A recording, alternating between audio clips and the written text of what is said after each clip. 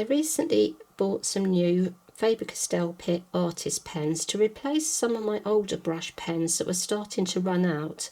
And when the pens arrived, I realised that the names had actually changed. I'm not sure exactly when this happened, but I decided to swatch out the old pen with the new pen and just see if there had been any change in colour. Now, for most of the colours, they remain the same. Light Skin 114, this is now pale pink. 116 medium skin is now apricot. You can see the apricot is slightly more yellow.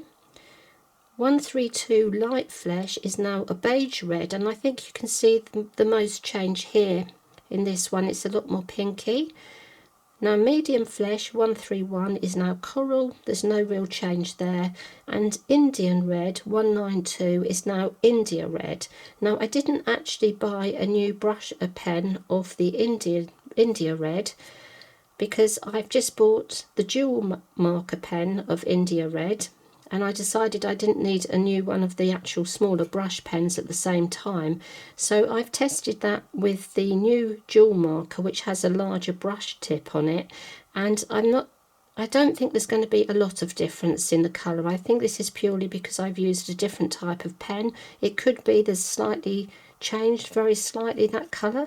Now if you're working on the new brush markers, the dual markers, and you're using your old Pitt pens, brush pens, the only three colours that you would have to worry about with a name change is 132, the light flesh, which is beige red, the medium flesh 131 is now coral, and 192 Indian red is now India red. And again, of course, as I've just mentioned, the only colour change in that section is between 132. So always use the number of the pen, and just be very careful if you are using some very old pens that have the old name for 132 and 116.